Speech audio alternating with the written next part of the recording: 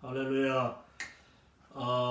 우리 제5과 복음을 자유롭게 함 그 세 번째 부분을 강의하도록 하겠습니다. 전체적으로 이 월드 크리스천 무브먼트 14번째 강의가 되겠습니다.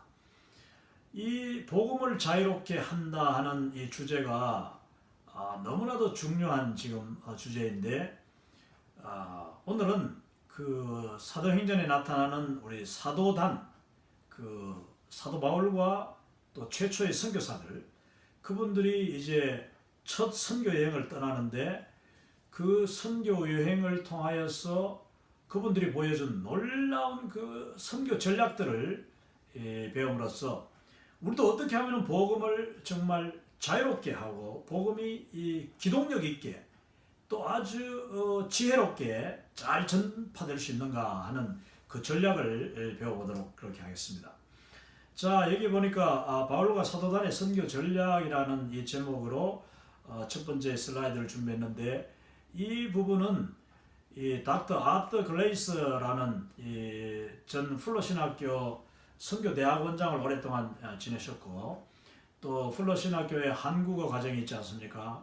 그 한국어 과정 여러 목회학 박사 뭐 정말 수백 명의 한국에서 여러 목사님들 와서 플러신학교에서 이제 공부를 하고 하시는데, 그 플러신학교의 한국어 과정을 적극적으로 도와주고 또 이 통역을 통하여서 강의도 많이 하셨던 분이 이 아터 글레이셔 박사님인데, 이분이 지금 그 바울과 사도단의 선교 전략을 이제 아티클을 썼습니다. 거기 보면은 정말 우리가 배울 만한 지혜로운 그런 선교 전략들 너무너무 많아요. 복음을 확산시키기 위해서는 우리가 지혜롭게, 그리고 또 우리가 하나님이 기뻐하시는 방법으로 복음을 전할 때에 그 복음이 우리의 수고하는 그 이상으로 또 더 많은 사람들에게 더 능력 있게 증거가 될 수 있다는 것이죠. 여기 보면 우선에 사도단의 중요성을 한번 봅니다. 사도단이란 뭡니까? 이 첫 이방인 교회였던 안디옥 국제교회가 이제 성령님의 감동하심으로 이 사도들을 세워서 파송을 합니다. 그걸 이제 우리가 오늘날로 치면 선교사들을 파송하는데, 그 선교사가 누구였느냐? 바울과 바나바죠. 이 바울과 바나바는 성령님께서 세우신 정말 아주 눈에 두드러지게 성령님이 직접 교회에 명령하시고 그 교회가 금식하고 순종하여서 안수하고 세운 그야말로 성령님과 주 예수 그리스도의 몸된 교회가 함께 파송하는 그 놀라운 첫 선교사들인데, 바울과 바나바.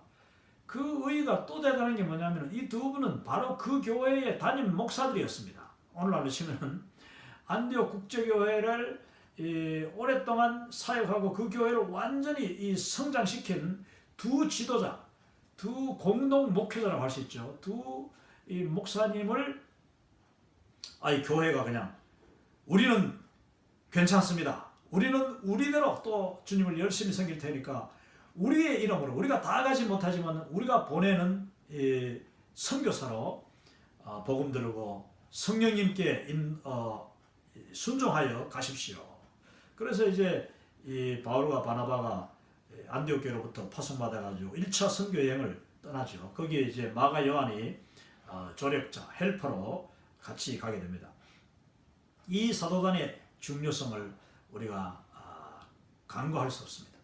하나님의 교회가 그 선교사를 파송하는 일에 주저함이 있어서는 되지 않습니다.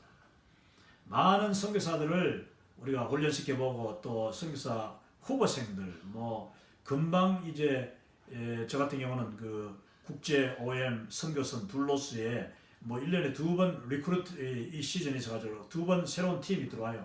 그러면은 새 선교사들이 들어오면 주로 이제 설문조사도 하고 그들을 배에 적응하도록 훈련도 시키는 과정에서 제가 물어보면은 많은 그 선교사들이 이제 처음 선교지에 온 선교사들이 하는 말이, 그 자기가 선교지에 오기까지 가장 큰 장애물, 가장 그 선교사가 되는데 방해를 했던 사람이 누구냐면은 첫 번째 부모님.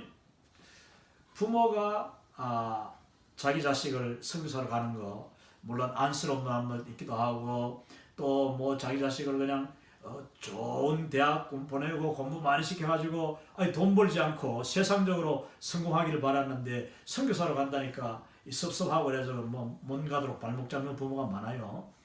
두 번째는 담임 목사님이요. 담임 목사님이 이 선교사로 가는데 적극 뭐 만류하고 반대하다가 뭐 어떻게 그냥 가지 못하도록 우리 교회가 얼마나 너가 필요한데 말이야. 이제 우리 교회에 청년회 회장도 필요하고 찬양대도 필요하고 주일학교 교사도 필요하고 정말 중직자도 필요한데 왜 이렇게 뛰어난 당신 같은 사람이 선교사 가느냐 이런 이야기를 많이 한다는 거예요.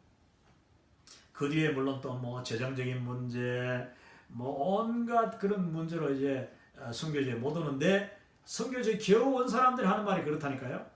여러분 우리가 선교라는 것은 하나님이 하시는 거예요.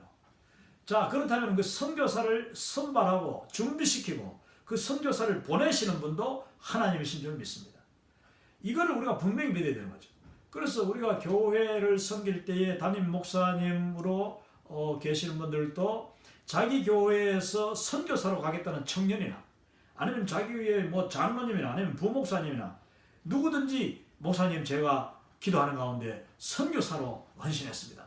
그러면 그건 할렐루야 하고 우리가 받아주고 당신을 통해서 아니 우리 교회를 통하여서 하나님의 복음이 지금 놀랍게 나갈 수 있다는 그 정말 감사로 받아들여야 되는데 아이고 당신 가버리면 어떻게 하나 이 사람 가버리면 우리 교회는 어떻게 하나 이 인간적인 생각에 빠지면 안 된다는 거죠. 선교는 하나님이 하시는 것이고 선교사도 하나님이 시하는 것이다.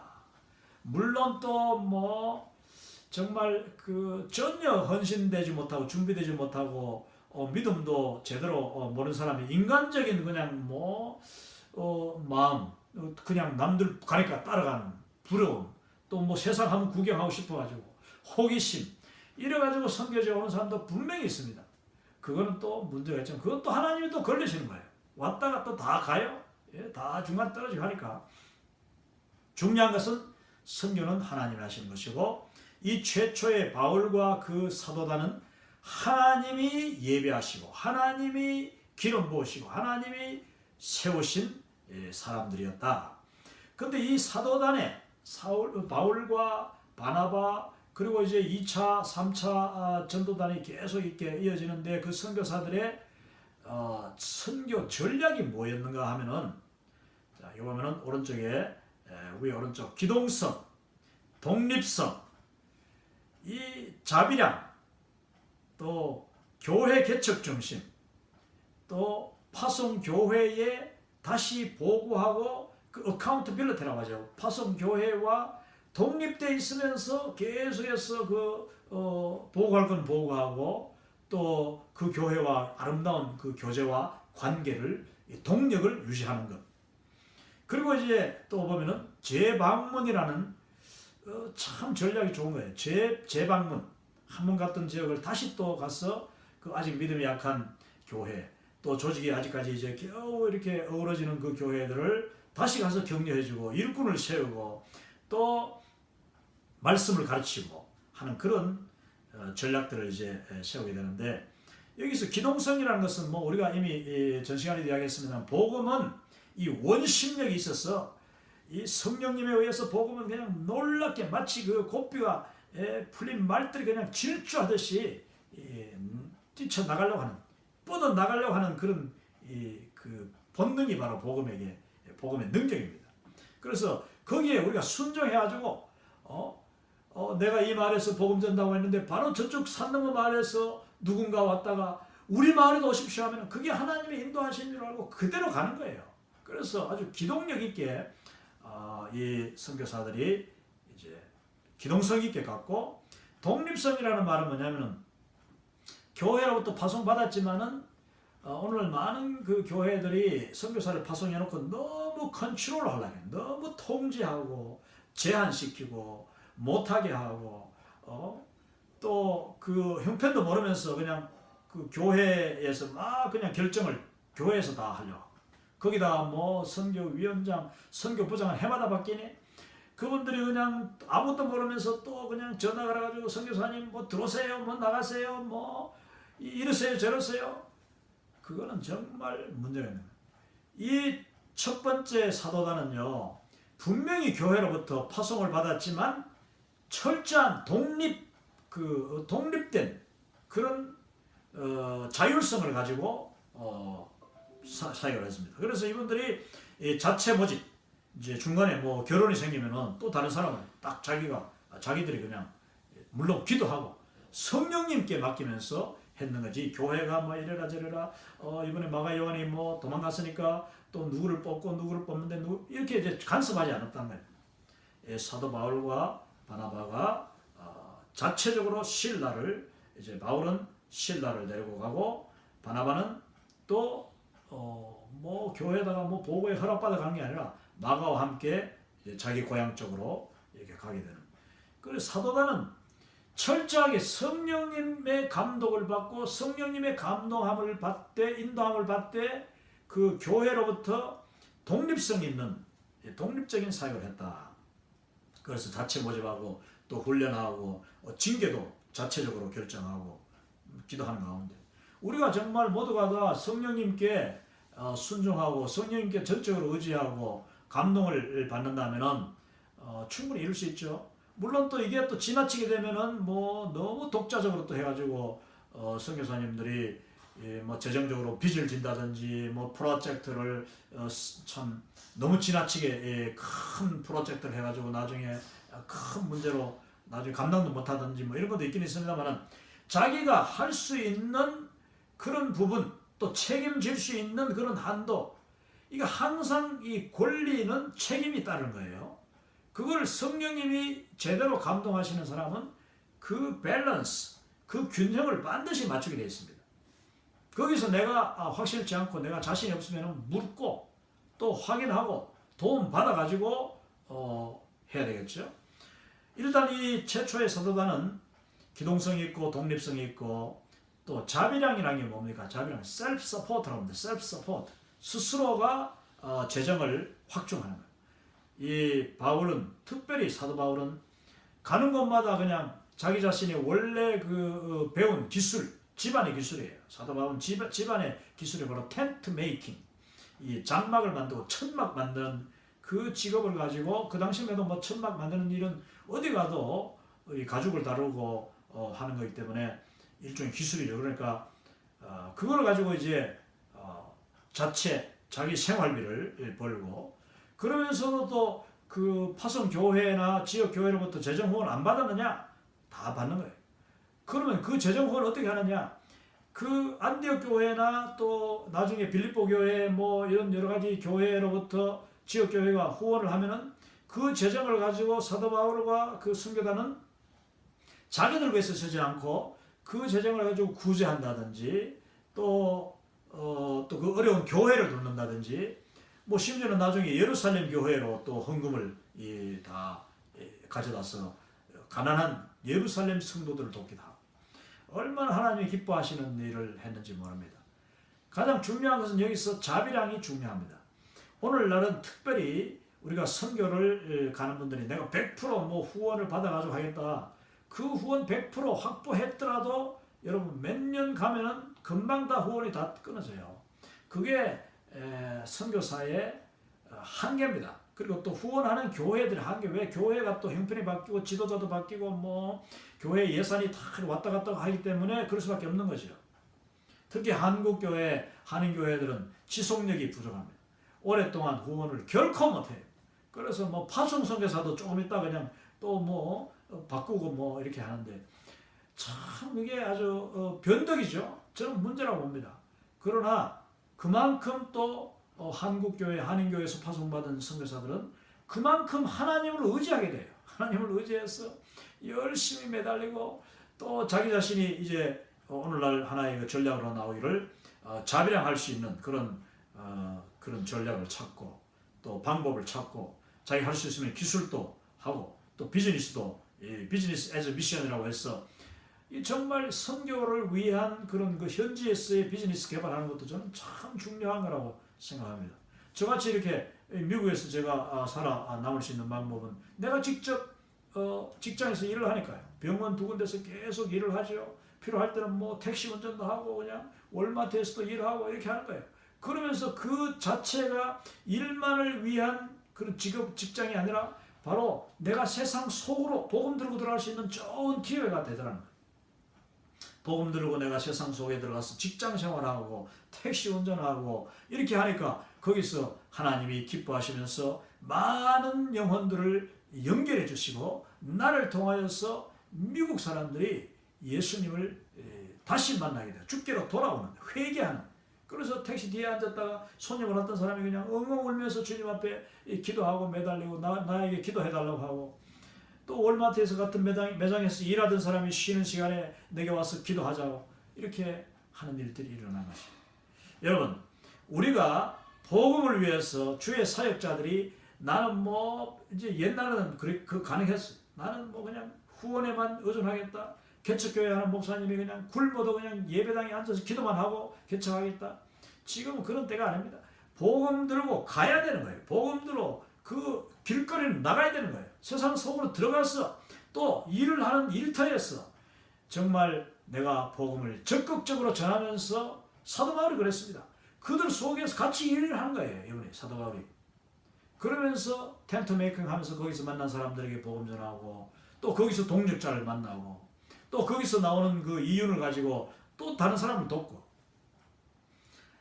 교회 개척, 이 가는 곳마다 교회 개척합니다. 여러분들은 조그만 교회라도 당장 그냥 한 가정이라도 믿기 시작하면 그 가정교회들이에요. 여러분 로마서 고린도전서 16장, 로마서 16장, 고린도서 16장 보십시오. 거기 보면은 얼마나 많은 가정교회들이 있는지. 그 가정교회들, 사도 바울이 그냥 방문했던 가정들이 다 교회가 되는 거예요. 그러면서 사도 바울이 부탁하기를, 이제 내가 떠나더라도 이 가정에서 모여서 기도하고 또 이렇게 내가 또 편지를 보낼 테니까 그 편지를 읽으면서 같이 이 하나님 말씀 배우고 하라고, 이 또 전도하라고, 이 가정교회들을 세워가지고 나중에 그 가정교회가 결국은 이 에베소 교회, 뭐 빌립보 교회, 데살로니가 교회, 큰 교회들이 고린도 교회 다 되는 거예요. 여러분, 교회 개척하는 이 전략은 뭐 선교의 가장 기본 것입니다. 또 파송교회와의 관계, 이 사도 바울은 자기들에게 철저하게 그 자율권이 주어지고 또 성령님이 함께 하시고 담대하고 자신이 있었음에도 불구하고 기회 될 때마다 그 안디옥 교회로 또 예루살렘 교회로 가서 계속 사도들과 또 그 교회 성도들과 지속적인 관계를 유지하면서, 여러분 그 사도 바울의 편지 내용을 보면은 그 편지가 사실 성경으로 인정돼 가지고 이게 성경에 실린 편지만 뭐 그냥 20몇 편이지, 사실은 거기에 나오지 않는 사도 바울의 편지가 그냥 수백 평이, 수천 통이 되는지도 몰라요. 왜냐? 그 당시에는 편지로 사도 바울이 계속해서 개인들에게 또 교회에 썼다는 것을 우리가 알 수가 있는 것입니다. 재방문, 이 재방문 중요합니다. 그 한 지역에 갔다가 그 지역에 아직 믿음이 약한 사람들 믿음을 이제 금방 심어주고 교회를 세워줬는데, 그 가정교회들 뭐 사람들이 모인다니까 약하지 않습니까? 그러면 재방문해서 격려해주고 또 편지를 보내가지고 격려해주고 소식을 듣고 또 답을 하고 이렇게 하는 거죠. 자, 왼쪽 아래에 보면은 이 전략 두 번째 부분도 역시 오늘날 배울 만한데, 주요 도시 중심으로 사도 바울의 그 지도를 제가 전 시간에 잠깐 보여줬습니다만은, 여러분 뭐 지도 요즘 찾기 쉽습니다. 구글에서 그 사도 바울의 선교 여행 지도 이렇게 하면은 다 나오는데, 그 지도에 보면은 사도 바울이 전략적으로 아주 주요 도시를 연결해 다니면서 도시에서 도시로, 도시 중심의 선교를 했던 것을 볼 수가 있습니다. 물론 그 당시에 그 도시라는 것은 로마 제국의 도시들이에요. 로마 제국이 그 나라의 로마의 무역로 따라서 군사도시, 군사도로와 무역로, 무역의 그 도로를 따라서 만들어 놓은 그 주요한 핵심 지점마다 도시가 있는데, 그 도시들을 가면서 복음을 전합니다. 그러면 그 한 지역에서 복음 전하고 잠시 머무를 때에 보통 도시가 있으면 거기 시장이 있고 사람들이 주변 작은 마을들, 뭐 작은 도시에서 또 오지 않습니까? 그 사람들에게 복음을 전하는 거예요. 그러다 보니까 그 도시 주변에까지도 이 복음이 확산이 쉽게 될 수 있었다. 그래서 이 주요 도시 중심, 또 가는 곳마다 회당 중심. 일단 유대인 먼저예요. 유대인들이 복음에 대해서 전혀 모르는 게 아니고 구약 성경을 알기 때문에, 그리고 이 당시 유대인들이 벌써 예루살렘에서 있었던 그 오순절의 놀라운 사건들 이 소문으로 다 듣고 있었어요. 그렇기 때문에 그 유대인들에게 우리가 바로 그 그리스도 예수님의 제자들입니다 하면서 복음을 전할 때에 회당에서 아주 효과적인 만남과 회당에서 하나님의 택한 백성들을 만날 수 있었다. 물론 그 회당이라는 것은 하나님의 택한 백성을 만나는 기회이기도 하지만 또 거기 가면 아주 핍박자, 아주 골수 유대인들, 유대주의자들이 거기서 뭐 그냥 만나면 돌 던지고 막 그냥 핍박하고 따라다니면서 그냥 죽이려고 하고 하는 그런 그 위험도 있었습니다만은 사도 바울은 언제나 회당부터 찾아가가지고 거기에 택한 백성이 있는지, 거기에 이미 알고 있는 그 구약 성경을 설명해 줌으로써 그리고 또 이미 나타나신 예수 그리스도, 죽으셨다가 부활까지 하신 예수 그리스도를 증거함으로써 많은 열매가 회당에서 나타나게 되는 것을 볼 수 있습니다. 그리고 그 회당에는 가면은 또 유대인들만 있는 게 아니라 항상 유대인 회당에는요, 그 초대교회의 역사를 보면은 이방인들 중에서도 그 유대인들의 그 여호와 신앙, 이게 지금 예수님을 믿는 믿음이 아니고 옛날 구약을 믿는 유대 신앙입니다. 그 유대인 신앙을 좋아해가지고 회당에 같이 들어와 있는 이방인들이 있었다고 했어요. 그들이 생각보다 많습니다. 근데 그들을 이제 영어로는 God fear라고 해서 하나님을 경외하는 자, 이렇게 이제 신약성경에 나옵니다. 이방인이면서 하나님을 경외하는 사람들, 그리고 유대인들 한때 같이 어울리기를 좋아하고 회당에 나와서 하나님을 섬기려고 했던 그 이방인들, 여러분 고넬료 같은 사람, 이런 분들은 뭐 회당에는 나오지 않아도 그 마음속에 이미 하나님을 두려워하는, 하나님을 경외하는 마음이 있는 God fear, 그런 사람을 God fear라고 해요. 이 유대 신앙, 그리고 또 심지어는 이제 오순절 그 예수님의 죽으심과 부활과 오순절 사건을 소문으로 들어서 궁금해하고 또 호기심 있는 사람들을 이제 대상으로, 그들이 회당 중심에 많이 와 있으니까 그렇게 전략적으로 전도를 회당 중심으로 했습니다. 그러면서 이제 제자들을 삼습니다. 제자를 삼고 또 지도자를 그 중에서 뽑아가지고 반드시 지도자를 딱 지명을 해요. 이 그룹에서는 누구다. 그래서 로마서 16장과 고린도서 16장에 나오는 그 여러 가정교회들 이름을 보면은 그 이름들이 나오는데, 때로는 여자 이름이 나오기도 하고 때로는 남자 이름이 나오기도 하는데, 그 사람이 바로 그 가정교회의 지도자인 겁니다. 사도 바울은 이와 같이 어떤 주요 도시 중심, 회당 중심, 그리고 주요 인물 중심, 하나님이 딱 벌써 사도 바울에게 딱 지명하는 거예요. 저 사람이다. 이 사도 바울의 그 뛰어난 점이, 물론 성령님께서 그렇게 매치 연결해 주시고 성령님께서 그의 눈을 밝혀 주시니까 사도 바울이 그렇게 할 수 있었죠. 우리도 정말 기도하면은 그렇게 교회에서 훌륭한 리더들을 제대로 뽑을 수가 있습니다. 안타깝게도 오늘날 교회마다 우리 얼마나 많은 장로님, 권사님, 소위 중직자들이 문제를 일으키는지 몰라요. 문제아들이 바로 중직자들. 그래가지고 담임 목사님 뭐 하는 거 반대하고 못하게 하는 데서만 끝나는 게 아니라 자기 마음대로 해. 자기가 다 하고 자기가 다 결정하고 자기가 또 하는데 또 못하게 하면 또 뭐 그냥 그걸 그냥 적대해가지고 목사를 쫓아내고 뭐 그냥 소문을 일으키고 막 교회 안에서 할지 못할지 다 아는 이 사람들이 바로 소위 임직받고 기름받은, 안수받은 사람들이 그런 일을 한다는. 그 왜 그렇습니까? 지도자로 잘못 세운 것이죠. 우리는 교회의 지도자를 정말 기도하면서 세워야 됩니다. 정말 기도하면서 세워야 됩니다. 저는 그래서 교회 지도자 세우는 것도 그 무슨 투표하는 것도 저는 좀 옳지 않다고 생각합니다. 투표하는 게 뭐 옳지 않다기보다도 투표하는 것보다는 차라리 그 제비뽑기가 저는 낫다고 생각합니다. 그 어느 정도 일정한 범위 내에 들어가는 사람들을 딱 모아가지고 제비뽑기를 하는 것이 훨씬 교회 뭐 안수집사, 장로, 권사 투표할 때 보면은 그냥 집안마다 뭐 서로 아는 사람들끼리 그냥 서로 쑥덕쑥덕 해가지고 그렇게 표를 저쪽에 주지 말자 주자 뭐 서로 정말 할 짓 안 할 짓 많이 합니다. 이거 좀 안타까운 일이죠. 그거를 우리가 정말 예방하고 하나님 앞에 기도하는 가운데 금식하고 온 교회가 차라리 금식하고 안전히 매달리고 난 뒤에 딱 정해진 날에 전 교인이 모인 자리에서 자격되는 사람들 다수를 아주 다수 자격되는 사람 다 후보로 세워놓고 제비뽑기하면 저는 훨씬 더 하나님이 기뻐하시는 사람을 뽑을 수 있다고 생각합니다. 그렇지 않고 뭐 돈 있는 대로 뽑고 교회 뭐 오래 가는 대로 순서대로 뽑고 뭐 그냥 열심히 얼굴 나타내는 사람 중심으로 했다가는 교회에 큰 고다칩니다.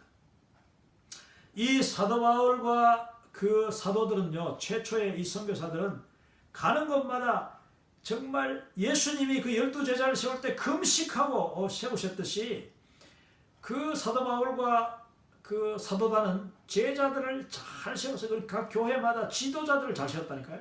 그러니까 초대교회가 그냥 요원의 불길처럼 번져나가는 것입니다. 할렐루야. 그리고 지속적인 양육이라는 것이 거기 있을 때 일단은 그 지도자들을 아주 뭐 예수님이 하는 방식이 있지 않습니까? 가까이서 모든 것을 보여주면서 모든 것을 보여주려고 하면 일단 본이 돼야 돼요.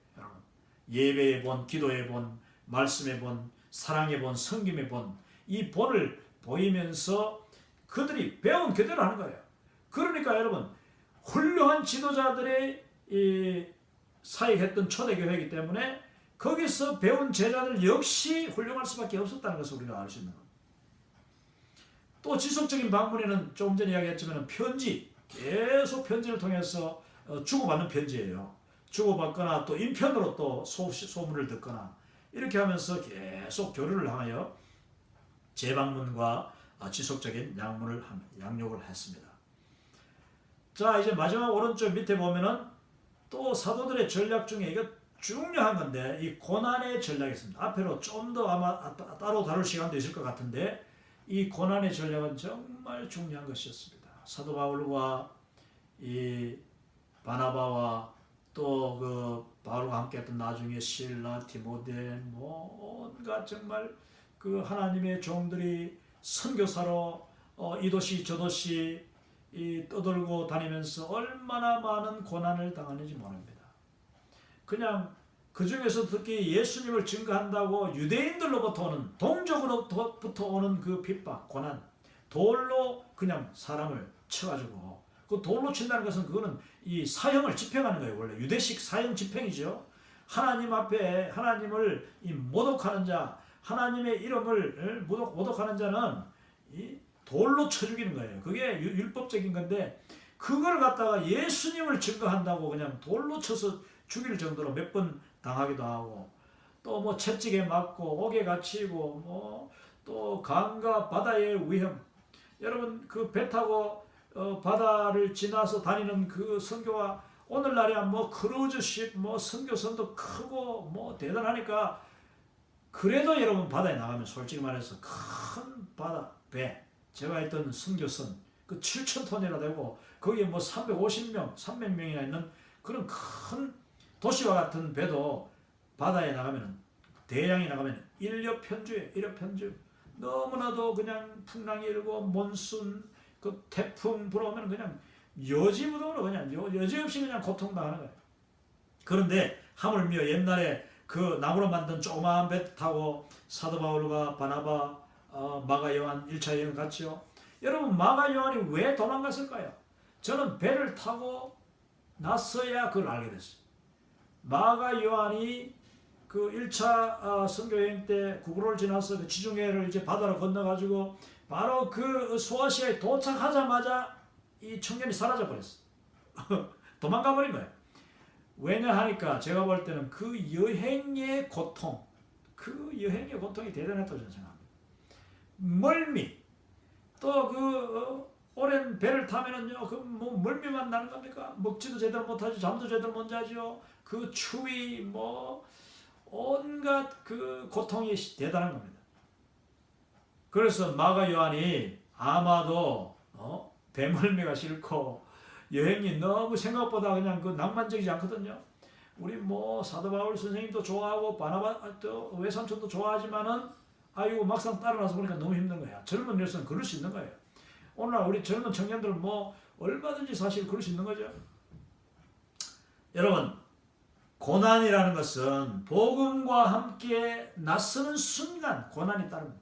그 고난은 결코 단순한 희생이 아니라 하나님의 영광이에요. 하나님의 영광이 복음과 함께 하기 때문에 거기에 고난이 있는 겁니다. 그 영광을 누리기 위해서는 고난도 함께 받아야 돼요.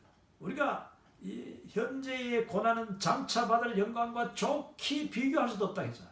그건 물론 천국에 대한 영광이지만 그 영광이 이 땅에서 복음과 연결될 때에 내가 복음으로 말미암는 그 결과, 열매, 그게 물론 천국에서 이제 정말 나타나는 거지만은 영광이. 그러나 이 땅에서 이 하나님의 복음, 예수 그리스도의 복음이 증거하는 데는요, 결코 수고 없이 되는 게 없는 것입니다. 그래서 고난 받는 것을 우리는 각오해야 되는데, 사도 바울과 이 사도들은 바로 그 고난을 하나의 전략으로, 내가 고난 받음으로 오히려 복음이 진보된다. 그래서 사도 바울은 나중에 이 감옥에 갇히는 것도 내가 감옥에 갇힘으로 오히려 복음이 더 진보됐다고 그는 고백하는 것을 보게 되는 것입니다. 실제로 그 고난을 통하여서 불평하지 않고 그 고난을 통하여서 주는 자들을 저주하고 막 그냥 원망하고, 만약에 그래 보십시오. 그러면은 그 고난의 영광이 나타나지 않는 거예요. 인간적으로 대하면 안 돼요. 그 고난이 올 때 심지어 나를 핍박하는 자까지 위하여서 품고 기도하고 그들을 용서하고 또 그들에게 사랑을 베풀고, 그래서 자기를 핍박하던 자, 자기를 이 감옥에 집어넣고 지키던 간수장의 그 가족을 다 정말 사랑으로 쌓고 그들을 위해서 복음 전해주고 또 그들에게 세를 베풀고. 여러분, 우리 복음 전하는 사람은 고난, 바로 거기 고난의 한쪽 이면이 영광이라는 것을 기억, 고난의 한쪽 이면이 복음의 생명이요 복음의 능력이라는 것을 기억하고, 내가 복음 전하다가 고난이 왔다, 예수님 믿다가 고난이 왔다, 그러면 그거는 이게 바로 하나님의 축복이다. 하나님이 나를 사랑하시는구나, 내가 이길만 하니까 이 고난을 주시는구나, 우리가 감당하지 못할 시험을 주님은 절대로 우리에게 허락하지 않으신다. 큰 고난이 오면은 주님이 나를 이만큼 더 신뢰하시는구나, 나에게 더 큰 고난 주시는 것이 감사. 그래서 이 고난을 통하여서 이 사도들은 주의 복음을 더 널리 전할 수 있었다. 자, 그리고 이 사도 바울이 했는 말 중에 여기서 지금 그리스도의 남은 고난이란 말이 골로새서 1장 24절에 나오는데 맨 밑에 지금 노란 줄로 되어 있죠. 나는 이제 너희를 위하여 받는 괴로움을 기뻐하고, 골로새 교회 성도들을 지금 향하여서 이야기하고 있는 거예요. 나는 이제 너희를 위하여 받는 괴로움, 복음을 전하고 주의 종으로서 교회의 지도자로서 정말 괴로움 당하는 것을 나는 기뻐한다 했습니다. 뭐 빌립보서에서는 그 옥중에서 사도 바울이 기뻐하느라 얼마나 기뻐한다는 말을 자주 많이 썼었는지 몰라요. 그리스도의 남은 고난을 그의 몸된 교회를 위하여 내 몸에, 내 육체에 채우노라. 할렐루야. 이 아주 위대한 고백이에요. 놀라운 표현입니다. 사도 바울은요, 내가 받는 고난, 복음을 위하여 받는 고난, 또 형제 자매들 교회를 위하여 받는 고난에 나는 기쁨이다. 그리고 내가 복음 위하여 받고 교회 위하여 성도 위하여 당하는 고난은 예수님이 이 땅에 남겨두신 고난이다. 그래서 그리스도의 그 남은 고난을 내가 왜 기꺼이 감당하지 않으리요? 차라리 그리스도의 남은 고난, 그 분량이 있다면 내가 그 한 부분을 감당한다는 것이 얼마나 큰 영광이냐, 이렇게 고백하고 있는 것입니다. 자, 그리스도의 남은 고난이라고 하면 첫째, 그리스도의 고난이 있죠, 여러분. 자, 그리스도의 고난이 뭡니까? 그리스도의 고난이 있고 그리스도의 남은 고난이 있어요. 이거는 분명히 현격하게 다른 거죠. 그리스도의 고난은 바로 예수님이 우리를 구원하시기 위하여서 당하신 고난, 바로 십자가의 고난입니다. 그 예수님이 당하신 십자가의 고난, 그 고난의 잔, 십자가의 잔, 피의 잔은 우리가 결코 나눌 수 없는 거예요. 왜? 죄 없으시고 하나님이신 하나님의 독생자 예수님만이, 그것도 그 피의 잔을 마시고 십자가를 지시고 그 처참한 고통을 당하심으로 우리의 죄가 용서받고 씻음받고 구원받는 너무나도 엄청난 일이기 때문에 그 그리스도의 고난은 우리가 감히 동참할 수 없는 고난이죠. 그 고난은 예수님이 당하셨고 예수님이 우리 위하여 죽으시고 채찍 맞으시고 피 흘리시고 죽음으로써 저와 여러분이 다 구원받고 하나님의 자녀가 된 줄로 믿습니다. 자, 그러면 예수 그리스도의 그 고난으로 말미암아 구원받고 이제 그리스도의 제자되고 하나님의 자녀가 된 자들은 사명을 가지는데, 그게 바로 뭐냐면 위임령, mandate, 모든 열방을 위한 위임령. 이 복음이 열방 끝까지 가도록 모든 민족에게 증거되기 위하여 온 천하에 전파되리니 그제야 끝이 오리라 하신 그 예수님 말씀 듣고 너희는 이 모든 일의 증인이라 하는 그 말씀, 땅 끝까지 이르러 내 증인이 되라 하신 그 mandate, 그리고 great commission, 그 대단한 명령, 그 명령을, 지상 대명령을 받은 우리가 그 명령을 수행하기 위해서, 복음을 전하기 위해서 예수님의 십자가와 예수님의 부활 승리를 증거하기 위하여서 받는 고난이 이제 그리스도의 남은 고난, 그리스도께서 남겨놓으신 고난이에요.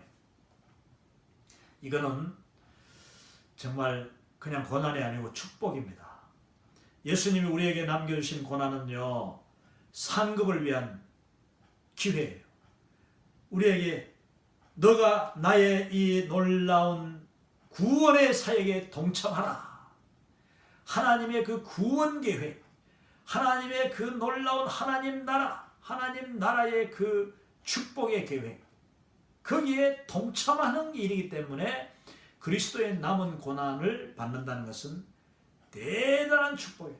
그거는 바로 영광이요 기쁨이다. 여러분, 그리스도의 남은 고난은 예수님의 이름, 예수 그리스도의 복음, 예수 그리스도의 부활 승리를 증거하다가 받는 전도의 고난입니다. 복음을 증거하다가 복음과 함께 받는 고난이에요. 근데 그 고난은 예수님이 받으신 그 십자가의 고난에는 비교할 바가 없는 거예요. 예수님이 날 위하여 죽으셨기 때문에 나는 정말 그분이 나의 하나님이시고 예수님이 날 위해서 죽은 것이 사실이라면 내가 그것을 분명하게 믿을진데, 내가 받는 고난, 복음 전하다가 받는 어떤 고생, 고난도 그걸 나는 희생이라고 말할 수 없다. 여러분, 이거 누가 이야기했습니까? C.T. 스터드가 이야기했잖아요. 우리도 바로 사도 바울처럼 그리스도의 남은 고난을 그의 몸된 교회 위하여 내 육체에 채우노라. 우리가 복음 전하고 또 주님의 몸된 교회를 섬기기 위하여서 받는 어려움, 그 작은 수고, 이것은요 내 몸에 기쁨으로 채우는 거죠. 그러면은 예수님이 다 그걸 기뻐하시고 또 그로 말미암아 나의 섬김, 나의 그 수고, 나의 고통으로 말미암아 복음이 편만해질 수 있다. 주의 교회가 더 풍성해지고 더 부유해지고 교회가 더 사랑이 많아지고 또 교회에 들어오는 사람들이 나의 섬김으로 말미암아 더 기뻐하고 편리해한다면은 우리는 이 그리스도의 남은 고난을 기쁨으로 우리의 육체에 날마다 채워나가야 될 것입니다.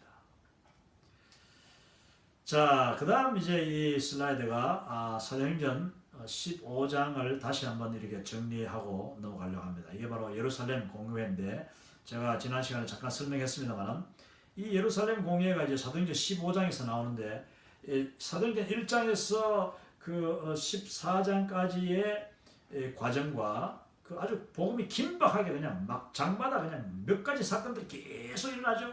놀라운 그 복음의 그 기동성, 역동성, 또 그 복음의 그 편만이 나가려고 하는 그 원심력 그걸 봤는데 그러다 보니까 이제 거기서 믿는 사람들이 뭐 일단은 유대인들이 많이 이제 믿게 된 거죠. 유대인들이 가깝게 접하니까 그 이방인들도 많이 믿었지만 그들 중에 유대인들이 이제 유대교에서 예수님을 믿고 회개하고 영접하는 사건들이 많이 일어났습니다.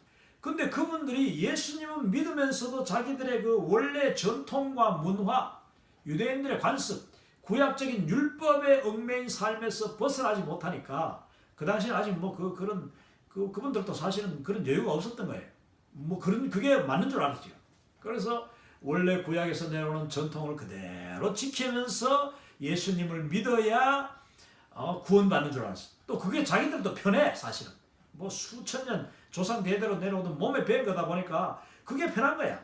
그리고 율법도 다 지키고 할례도 하고 뭐 음식도 이제 골라서 먹고 뭐 이렇게 해야지만이 마음도 편하고 또 거기다 예수님 믿으니까 좋고 이래가지고 이분들은 이방인들한테도 너희들도 할례 받고 너희들도 참 그 이런 음식도 먹으면 안 되고 뭐 이런 거 하면 안 되고 하면서 온갖 강요를 이제 자기들의 문화를 강요하게 된 거죠. 그때에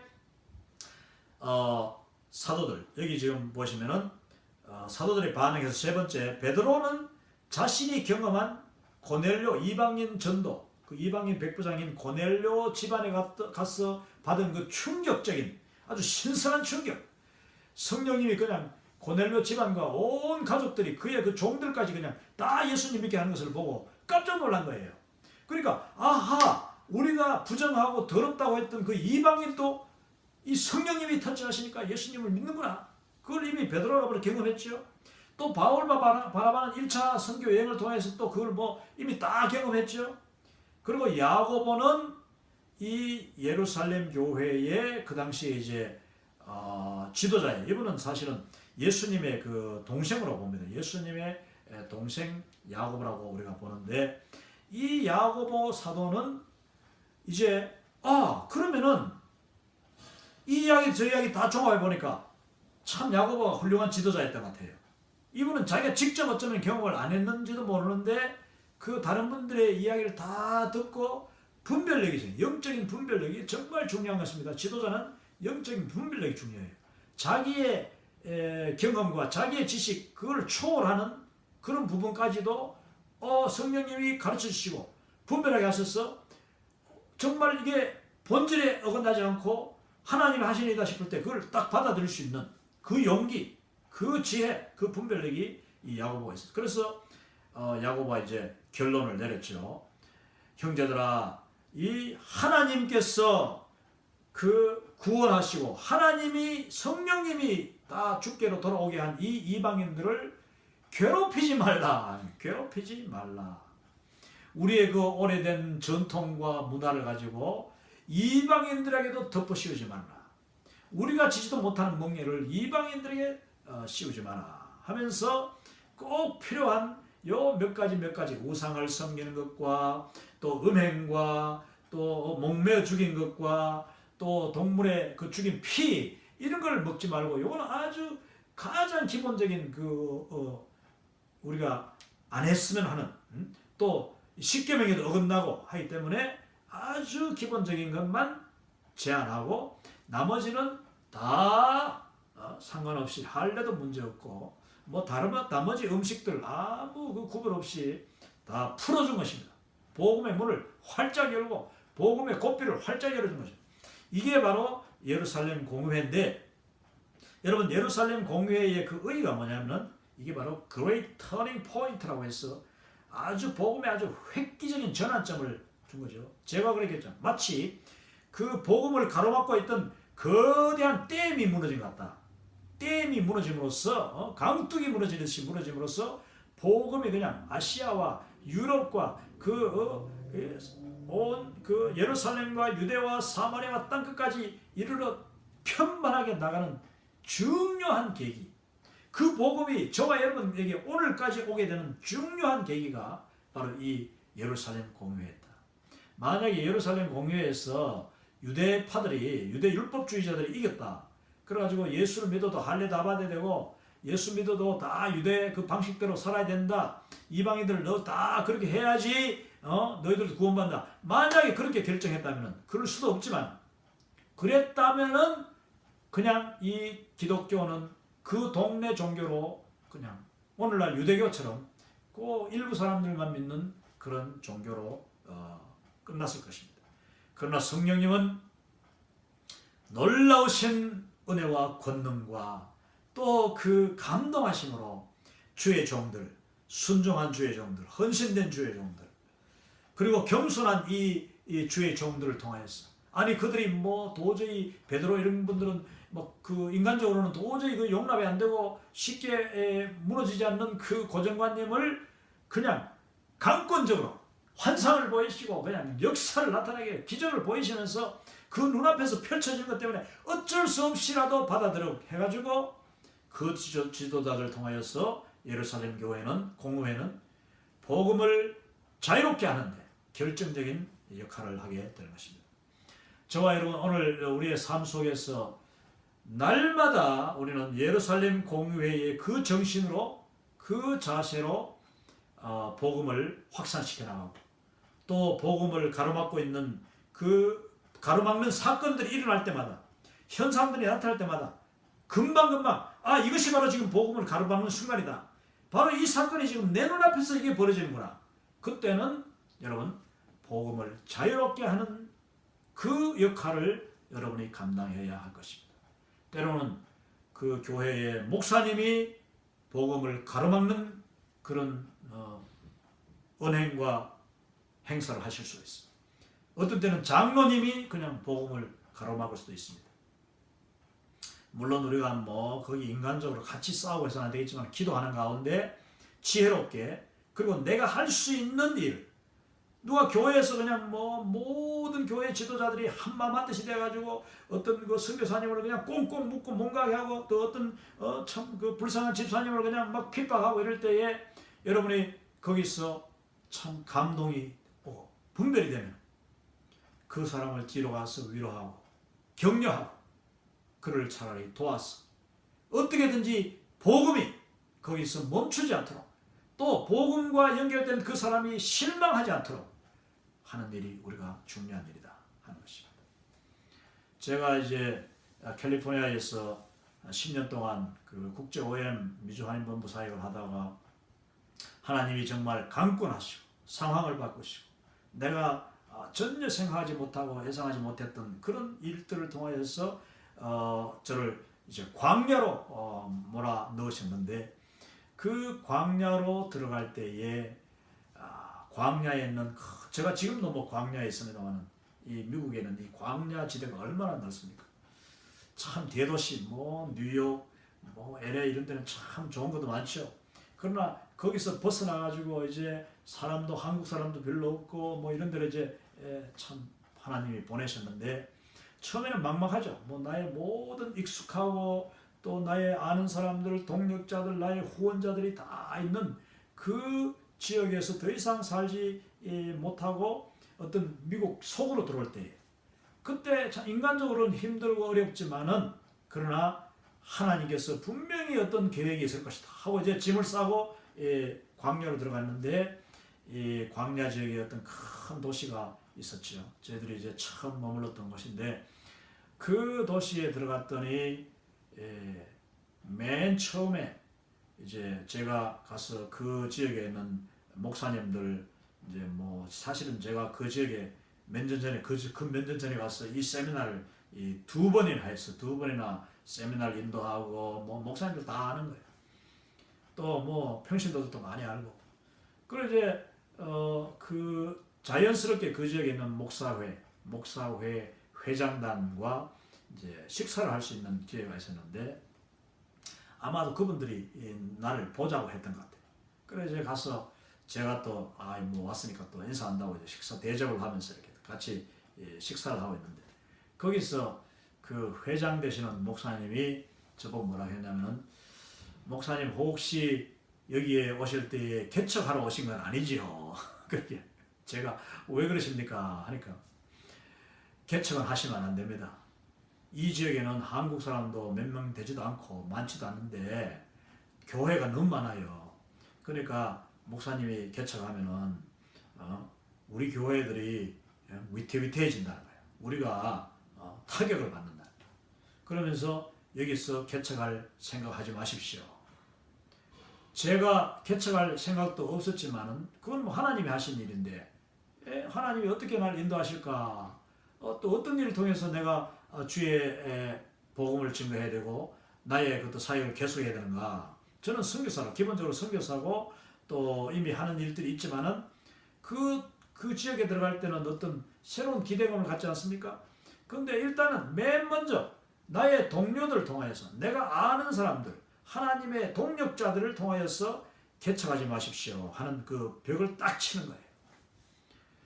제가 그 이야기를 들으면서 좀 섭섭했습니다. 왜냐? 아니 이렇게 넓은데 그래도 뭐 사람이 없어도 뭐 한 5,000명, 6,000명 이런 그 한인들이 있다는 데인데 그 교인이 나중에 보니까 교회 다니는 사람 1,000명도 안 되는 거예요. 다 합쳐도 교회들이 뭐 열 몇 개 교회가 해도 1,000명도 안 돼요. 그러면은 아직 그 지역에 수많은 믿지 않는 한인들이 있는데 왜 개척을 못하게 하는가? 왜 교회를 못하게? 어떤 교회가 새로 하나 들었으면 우리 이 기존 교회들이 손해본다. 이거 얼마나 지극히 인간적인 생각이요. 얼마나 복음을 자유롭게 하지 못하는 얽매는 일이냐 하는. 물론 거기서 제가 개척하지 않고 하나님의 뜻을 구할 때 하나님이 저에게 오히려 그때부터 이 미국 그 주류 사회를 통하여서 복음을 증거하라. 그 길을 열어주시는데 그 LA만 해도 그렇게 많고 많은 병원이 있었는데 그때는 제가 또 여건이 뭐 그렇지 않으니까 전혀 그 생각을 안 하다가 그 정말 광야에 들어가니까 하나님이 저에게 미국 병원들이 이 정말 황금무장이라는 그게 보여주고 또 이상하게 사람들 연결해 주셔가지고 제가 이제 병원 사역을 시작하게 된 것입니다. 거기서 시작한 병원 사역이 지금도 뭐 또 육군 미육군 그 채플린 육군 군목 사역과 병원 사역이 바로 매치가 되면서 군대에서도 그리고 일반 미국 이 사회에서도 저는 병원을 통한 전도를 하게 된 것입니다. 하나님이 그 사람들을 통하여서 복음이 나가려고 하는 저를 통하여 복음이 나가려고 하는 것을 막을 때에 오히려 하나님께서는 더 크고 광효한 문이라고 했어요. 사도행전 크고 광효한 큰 문을 다른 문을 열어주시면서 너 마음껏 복음 들고 미국 주류 사회에 들어가서 그 고독하고 외롭고 병들고 개인주의 사회 속에서 마치 고독한 군중 속에 고독한 군중 속에 고독한 그 한 사람 한 사람을 만나 복음 증거하라. 저에게 그런 새로운 기회를 주시더라는 것입니다. 우리가 인간이 아무리 복음을 얽매고 가로막는다고 해서 복음이 못 나가는 것은 아닙니다. 하나님은 어떤 방법을 통해서 나가시는 거예요. 나가도록 하시는 거예요. 그런데 하필 내가 나서서 그 복음을 가로막는 일은 하지 말라는. 그 반대로 우리는 어떻게든지 복음이 더 물꼬를 틀 수 있도록 그 일에 내가 앞장서고 그 일에 내가 협력하고 또 위로하는 자가 되고 하나님을 기쁘시게 하는 자, 복음과 함께 고난받는 자가 다 되어야 할 것입니다. 자, 이제 그 역동적 등가의 교회 여기까지 하고 오늘 이제 이 강의를 또 마치려고 합니다. 여기서 역동적 등가의 교회라는 이것은 제가 사실은 퍼스펙티브 내용에 지금 없는 내용인데 뭐 없다고 하기는 뭐 그렇고 뭐 없는 건 없어요. 없는 건 없는데 이 정확한 이 어떤 그 아티클이 없습니다. 그러나 이것은 제가 이 기독교와 문화라는 Christianity in Culture, 문화 속의 기독교 이런 뜻이죠. 기독교와 문화라는 제목으로 이제 이게 번역이 되어가지고 한국말로도 번역되어 나왔는데 미국의 유명한 역시 풀러 신학교의 교수, 성교학 교수로 오랫동안 가르쳤던 찰스 크래프트 교수님, 이 닥터 찰스 크래프트가 이제 이 책을 썼는데 이 책이 정말 대단한 책입니다. 기독교와 문화. 이 책을 제가 우연히 우리 번역하신 임 박사님이 저에게 책을 한 권 주셔가지고 이제 임윤택 박사님. 여러분 지금 임윤택 박사라고 하면 많은 사람들이 많을 겁니다. 정말 풀러 신학교의 사실상 한국어 과정, 풀러 신학교의 한국어 과정을 시작한 분이 바로 임윤택 박사였어요. 그러다 나중에 이제 박기호 박사, 지금 이제 박기호 교수님이 얼마 전에 은퇴하셨다는 이야기 들었는데 그걸 이어받아가지고 이제 풀러 신학교의 한국어 학부를 크게 이제 키웠죠.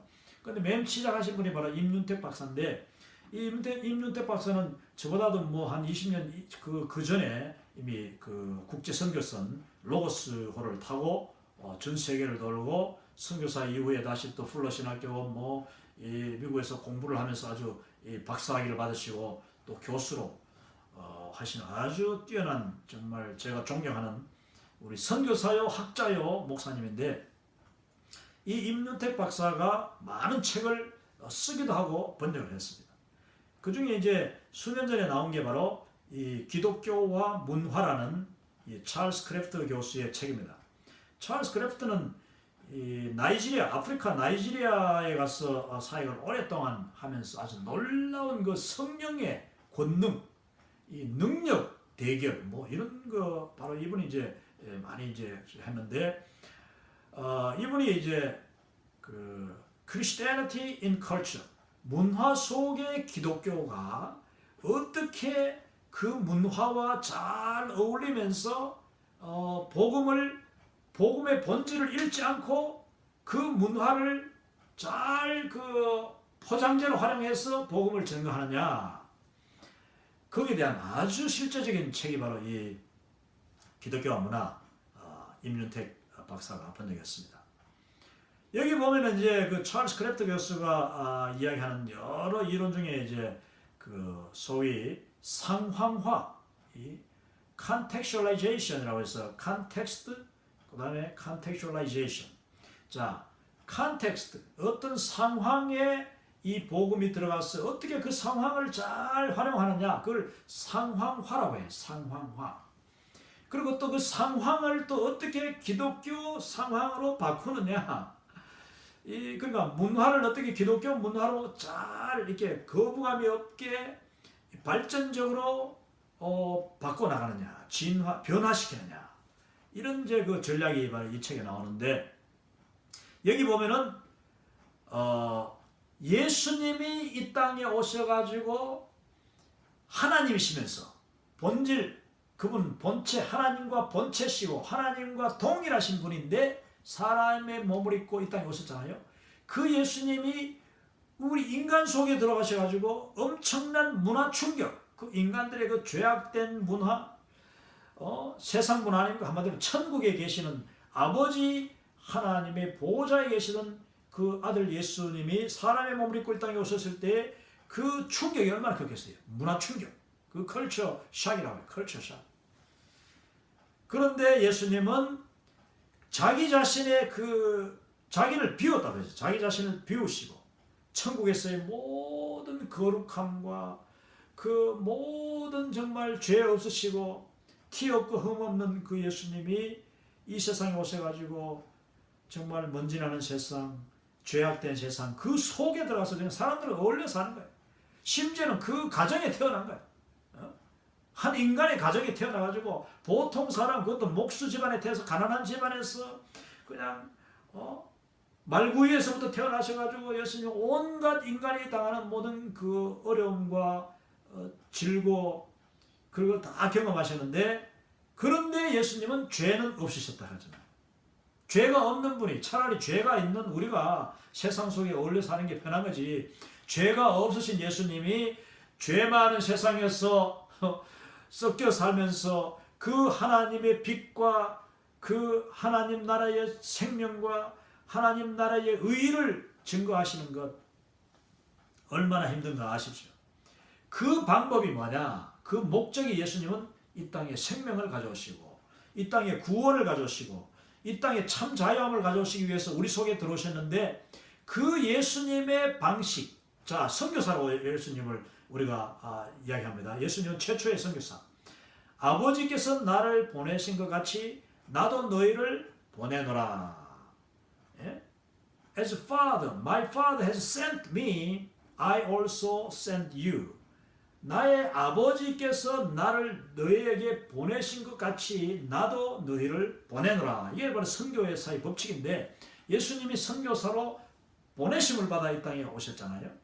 그 예수님이 선교사로 이 땅에 사시면서 우리가 어떻게 선교사로 전혀 다른 문화 속에 들어가서 살아야 될지, 그 전혀 다른 문화 속에서 어떻게 복음을 잘 증거해야 될지를 예수님이 우리에게 다 가르쳐 주셨다는 거예요. 예수님의 생애 자체, 예수님의 그 사역 자체, 예수님의 그 가르치심, 그 모든 것이 결국은 선교의 본이다 했잖아요. 일과에서 이야기했죠. 일과에서. 이 성경은 선교의 모델, 선교의 본으로 가득하다. 무엇보다도 최초의 선교사신 예수님이 보여주신 선교의 본, 그게 가득한데, 특별히 이 타문화, 자기 자신과 전혀 다른 문화 속에 어떻게 들어가서 그 다른 문화 사람들에게 어떻게 복음을 전하느냐, 그걸 예수님이 보여주셨다는 거예요. 그 예수님의 방식을 수신자 지향적인 계시의 절정이다.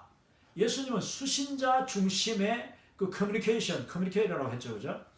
수신자, 그 듣는 사람들, 배우지도 못하고 알지도 못하고 깨닫지도 못하고 그 고집으로 가득하고 선입관과 고정관념으로 가득하던 그 1세기의 팔레스타인 사람들을 향하여서 예수님은 너무나도 쉽게, 그리고 너무나도 따뜻한 사랑으로, 겸손하심으로 그들에게 다가가셔서 천국을 보여주시고 천국을 만지도록 하시고 천국을 느끼도록, 듣도록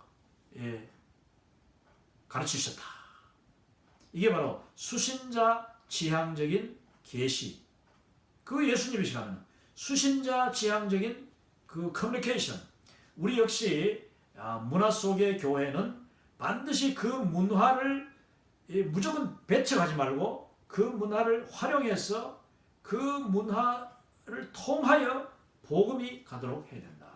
그러면 이제 복음을 포장하는 게 문화라고 부르는데, 문화가 복음을 포장하도록, 그 문화가 우리 내가 참 친하고 좋은 문화인데 이건 너무너무 재밌고 내가 잘 알지 하면서 와서 가까이 왔는데 열어보니까 그 문화 속에, 친숙한 문화 속에 복음이 들어있다. 이렇게 하는 것이 가장 지혜로운 방법이다. 그런데 여기 제목을 보십시오. 제목.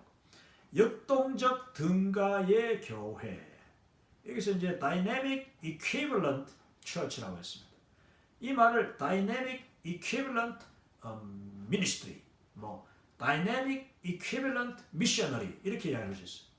이게 뭐냐면은 Dynamic, 역동적이나, 아주 역동적이라는 말은 막 어떤 면에 봐도 그냥 다 생기 넘치고 다 좋아 보이고 아주 다 생산적인데, 그러면서 등가의 교회라. 등가라는 말이 뭐냐면 이제 이퀴벌런트 하니까 더 어려운 말입니다만, 이 등가를 번역을 참 하기 어려운데, 등가라는 말은 가치가 동일한 이런 뜻이에요. 본질이 변하지 않는, 역동적이긴 한데 그 어떤 문화, 어떤 모양의 그 풍습과 그 세상 사람들의 하는 것도 다 따라할 수 있고 다 적응할 수 있는데 역동적으로. 그러니까 교회 안에 막 그냥 기타도 들어오고 드럼도 들어오고 세상에서 색소폰도 들어오고 막 이 기타, 베이스 기타도 다 들어오고 하는데 역동적이잖아요. 역동적이지만은, 그러나 그 결과는, 그들이 만들어내는 그 결과는 복음이어야 된다. 등가, 복음의 본질에서 벗어나지 않아야 된다 하는 것입니다. 여러분, 정말 오늘날 우리 한국 교회 그리고 미주에 있는 한인 교회들 보면은 다 아주 다이내믹하죠. 교회 안에 뭐 연극도 들어오고 또 교회 안에 인형극도 들어오고 뭐 또 국악도 들어오고 다 좋은 거예요. 다 좋아요.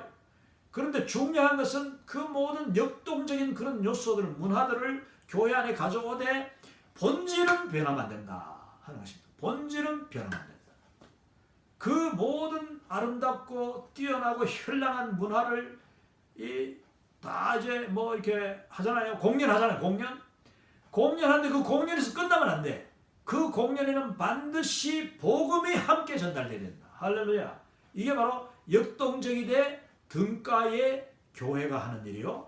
역동적이되 동일한 본질 복음을 잃지 않고 복음의 그 순수함을 그대로 그 역동적인 문화와 함께 증가할 수 있는 교회, 그런 선교사, 그런 사역이 바로 이 퍼스펙티브에서 이야기하는 사역이다. 월드 크리스천 무브먼트. 이 월드 크리스천, 세계를 품은 그리스도인이라면 어떤 문화도 다 받아들일 수 있어야 돼. 그걸 또 이렇게 받고 분석하고 걸러낼 수 있어야 돼. 무조건 다 받아들이는 게 아니라 그걸 이제 비판적으로 받아들여야 된다 합니다. 말씀을 근거로, 말씀을 기준으로 해서 받아들이는 거죠. 그리고 또 복음이라는 어떤 그 분명한 잣대를 가지고 내가 복음을 전할 수 있다면은 내가 이 방법을 쓸 수 있는가. 뭐 저글링 있잖아. 저글링이라고 해서 이렇게 딱 던지고 받고 하는 그걸 저글링이라고 하는데 그거 뭐 그다음에 크라우닝 이렇게 우리 그 선교 단체에서 많이 하는 건데요.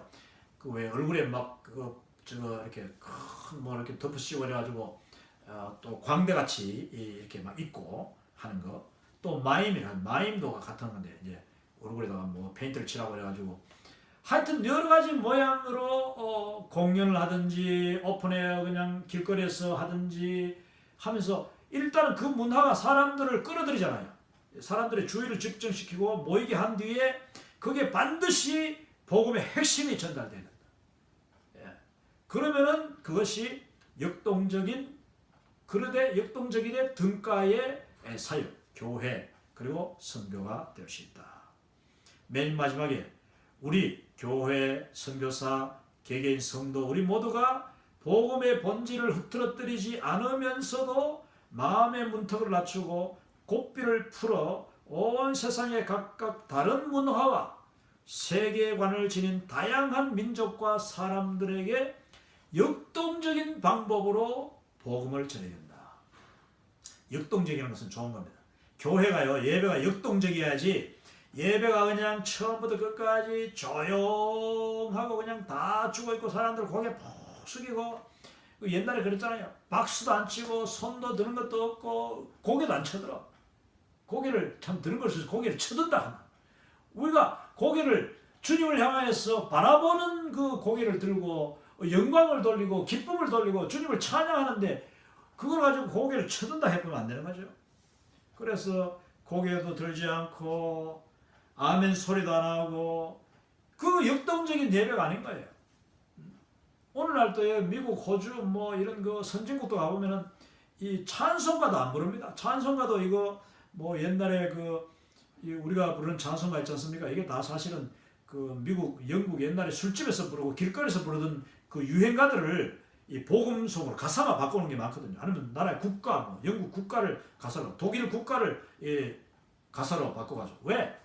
복음을 그 역동적으로 전달하기 위해서 그 노래들을 이용한 건데 그러다 보니까 그 보수적이라고 하는 지금 많은 미국에 있는 교회들도 그런 찬송가 부르면 안 된대. 왜? 그거 다 한때 세속적이고 말이야. 세상 사람들이 술집에서 부르던 노래인데 왜 우리가 그걸 부르냐? 참말로 그 어리석은 일이에요. 복음을 가로막고 있는 생각이 바로 그겁니다. 여러분, 복음이 역동적으로 나가야 되는데 그러려면 온갖 그 문화를 잘 활용하면 되는데 그걸 못하게 하는 거. 그걸 자꾸 그냥 막고 그걸 하는 사람들을 그냥 욕하고 비난하고 자기들만 옳다고 이 고리타분하게 역동적이지 않게 그냥 이렇게 풀 죽은 듯이 그러다가 교회가 다 비워버리잖아요. 공동묘지가 더 많아. 교회 옆에 공동묘지 사람이 더 많아. 교회 안에 나오는 사람보다. 그러니까 뭐 교회가 이제 전기세 낼 도 없대. 낼 돈도 없어. 그 교회를 또 한쪽 팔아먹고 저쪽 팔아먹고 지금 그런 교회들 미국에 많습니다. 왜냐? 역동적이지 못하기 때문에. 우리는 복음을 전하되 역동적인 모습으로 전해야 돼. 때를 얻든지 못 얻든지 수단과 방법을 가리지 말고. 제가 이 퍼스펙티브 세미나를 지금까지 17년 동안 21년 동안 제가 증거하고 전달하고 강의해오면서 지금 갑자기 어느 날 보니까 이 유튜브라는 이 도구가 나도 모르게 유튜브를 계속 지금 찾으면서 좋은 걸 내가 막 강의를 듣고 있는. 그러면 내가 가지고 있는 것을 여기에 실으면 어떻게 될까? 이거 얼마나 역동적이고, 내가 1년에 2번 그냥 선교지 가고 뭐 지역 세미나 하러 가는데 그거를 만약 여기다 실어 놓으면은 여기 오지 못하고 듣지 못하고 정말 저 먼 오지에 있는 그런 선교사님들, 또 이 퍼스펙티브에서 한 번도 들으지 못한 사람이 우연히 이렇게 보고 들을 수 있다면, 그래서 그분들이 도전을 받고 재헌신하고 이 세계를 품은 그리스도인으로 살아갈 수 있다면, 그런 마음이 들 때 저는 이것이 바로 역동적인 하나의 하나님의 주시는 방법이다. 그래서 제가 역동적이되 그러나 등가, 이 속에 정말 알찬 내용, 그리고 정말 필요한 내용, 그리고 내가 지금까지 배우고 또 듣고 경험하고 또 감동받은 그런 이 이야기들을 같이 해서 이제 증거하자. 이것도 하나 역동적인 방법이죠. 여러분, 우리는 항상 이 창의적인, 그리스도인들은 항상 창의적이다. 그래서 이 블루오션을 계속 개척해 나가야 되는 거예요. 새로운 블루오션. 뭐 그냥 한 군데서 그냥 복잡복잡하면서 서로 싸우고 지지고 받고 그냥 서로 헐뜯고 짓뜯고 질투하는 것이 아니라 남이 안 하는 일을 내가 나갈 때 담대하게 시작해야 되는 거야. 그래서 왜냐? 복음을 위해서 하나님이 주시는 그 지혜와 지식과 또 경험과 그리고 새로운 방법, 여건을 우리는 최대한 활용하면서, 그렇지만 복음은 점점 더 순수한 복음으로 본질을 흐리지 않는 그런 사역을 우리가 해야 되는 것입니다. 여기까지 하고 제가 이제 다음 시간에는 사도적인 열정에 대해서 이제 이 5과의 아마도 마지막 시간이 제가 마지막 마무리를 한번 지어보려는데 5과 내용이 워낙 많습니다. 또 흥미진진한 일이 많기 때문에 어떤지 모르겠습니다만, 제가 다음 시간에 사도적 열정에 대해서, 패션, 아포스톨릭 패션에 대해서 또 아주 뜨거운 그런 간증들이 많습니다. 할렐루야. 우리 주님 안에서 더욱더 건강하시고 승리하시고 항상 세계를 품고 복음과 함께 고난받는 저와 여러분 되시길 바랍니다. 감사합니다.